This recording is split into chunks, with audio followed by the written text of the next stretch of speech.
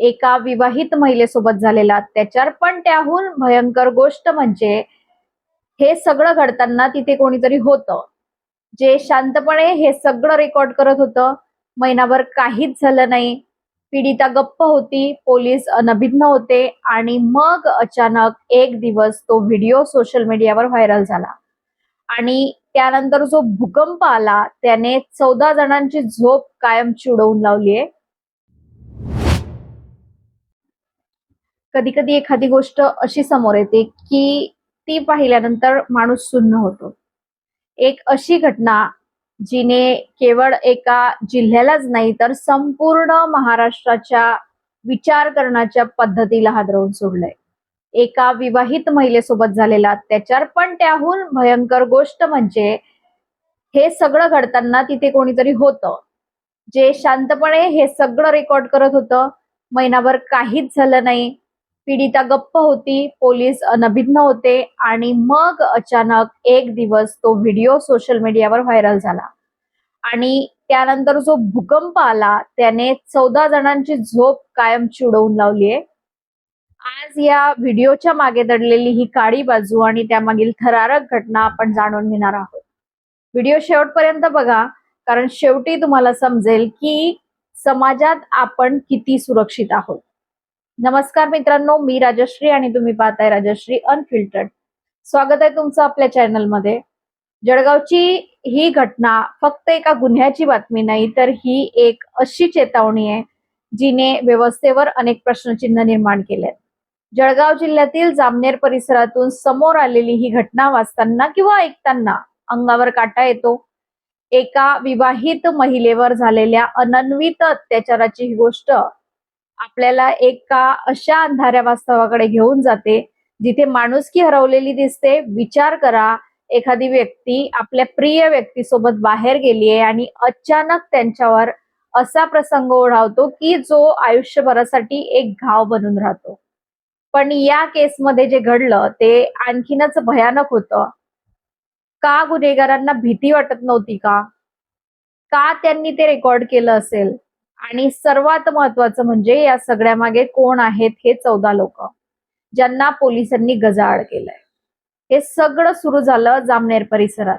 पीडिता आणि तिचा साथीदार तिथून जात होते. कोणालाही कल्पना नव्हती की त्या शांत मार्गावर काही सैतान दबा धरून बसले होते. काही नराधमांनी त्यांना अडवलं, धमकावलं आणि ओढत जंगलाच्या एका भागात नेलं. तिथे कोणत्याही दयेविना दोघांनी त्या महिलेवर अत्याचार केले. पण खरा ट्विस्ट इथेच सुरू होतो. जेव्हा हे अत्याचार सुरू होते तेव्हा तिथे काही लोक केवळ बघ्याची भूमिका घेत होते. तर हे सगळं त्यांनी आपल्या मोबाईलमध्ये रेकॉर्ड करत होते. त्यांनी पीडितेला धमकावलं, तिची मानहानी झाली होती, ती पूर्णपणे खचली होती. समाजात बदनामी होईल या भीतीने ती आणि तिचा साथीदार इतके घाबरले होते की त्यांनी सुरुवातीला पोलिसात तक्रार देण्याचं धाडसही केलं नाही. महिला उलटला गुन्हेगार मुक्त फिरत होते आणि पीडिता दररोज त्या नरक यातना आठवून जगत होती. महिनाभर शांतता होती, पण गुन्हेगारांचा अहंकार एवढा वाढला होता की त्यांनी तो व्हिडिओ सोशल मीडियावर व्हायरल केला. कदाचित त्यांना वाटलं असेल की हे सहज पचून जाईल, पण त्यांनी एक मोठी चूक केली होती. त्यांनी सायबर जगाची ताकद कमी लेखली होती. जसा तो व्हिडिओ व्हायरल झाला तशी जळगावची पोलीस यंत्रणा खळबळून जागी झाली. सायबर सेलच्या निदर्शनास ही गोष्ट येताच तपासाची चक्र वेगाने फिरू लागली. पोलिसांनी या घटनेचं गांभीर्य ओळखून ज्या पद्धतीने कारवाई केली ती खरंच कौतुकास्पद आहे. केवळ व्हिडिओच्या आधारे त्या नराधमांची ओळख पटवणं सुरू झालं. पोलिसांनी शोध घेतला तर समोर आली मोठी माहिती. यात केवळ अत्याचार करणारे दोघेच नव्हते, तर त्यांना मदत करणारे आणि तो व्हिडिओ व्हायरल करणारे असे एकूण 14 लोक या गुन्ह्यात सामील होते. हो, तुम्ही बरोबर ऐकलं, 14 लोक. सर्वांना माणसांनी ताब्यात घेतलंय, सर्वांना पोलिसांनी ताब्यात घेतलंय. आज त्यांची कसून चौकशी सुरू आहे. न्याय मिळवून देण्यासाठी पुरावे गोळा करण्याचं काम पोलीस करत आहेत. पण प्रश्न हा आहे की ही 14 जणांची टोळी काय विचार करून हे सगळं करत होती? मित्रांनो, ही घटना केवळ एका गुन्ह्यापुरता मर्यादित नाही, याकडे आपण एका मोठ्या सामाजिक दृष्टिकोनातून बघायला हवं. सोशल मीडियाचा वापर जेव्हा चांगल्यासाठी व्हायला हवा, तिथे गुन्हेगार आता भीती पसरवण्यासाठी त्याचा वापर करत आहेत.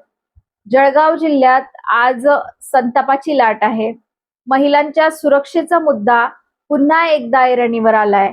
विचार करा, जेव्हा लोक अशा एखाद्या कृत्याचा व्हिडिओ बनवतात तेव्हा त्यांच्या मनात भीती का नसते? याचं उत्तर आहे शिस्त आणि कायदेभंगाचा धाक. जोपर्यंत गुन्हेगारांना खात्री नसते की क्षणार्धात त्यांना शोधलं जाईल, तोपर्यंत असे प्रकार थांबणार नाहीत. पण इथे पोलिसांच्या या कारवाईने एक संदेश दिलाय की सायबर सेलच्या नजरेतून कोणीही सुटू शकत नाही. आज हे 14 आरोपी तुरुंगात आहेत, पण पीडितेच्या मनावर झालेली जखम भरून काढणं सोपं नाही. हे पाहिल्यानंतर आपल्याला आपल्या आजूबाजूच्या परिस्थितीबद्दल अधिक सतर्क राहण्याची गरज आहे. आता या गंभीर घटनेनंतर काही महत्त्वाचे प्रश्न उपस्थित होतात, ज्यावर आपण सर्वांनी विचार करणं खूप गरजेचं आहे. पहिला प्रश्न असा की सोशल मीडियाचा जबाबदार वापर. आज प्रत्येकाच्या हातात स्मार्टफोन आहे, पण अशा घृणास्पद गोष्टी रेकॉर्ड करून त्या व्हायरल करणाऱ्यांची मानसिकता नक्की काय आहे?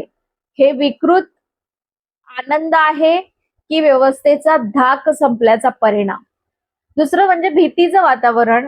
पीडित महिलेने सुरुवातीला कोणालाही काहीच सांगितलं नाही, कारण तिला भीती वाटत होती.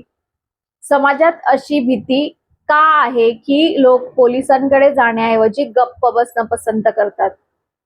आपण एक समाज म्हणून पीडितांना असा विश्वास का देऊ शकत नाही की तक्रार केल्यावर त्यांना न्याय मिळेल आणि त्यांची बदनामी होणार नाही? 14 लोकांचा सहभाग. तिसरं म्हणजे या प्रकरणात 1-2 नाही तर तब्बल 14 जणांना पोलिसांनी ताब्यात घेतलंय.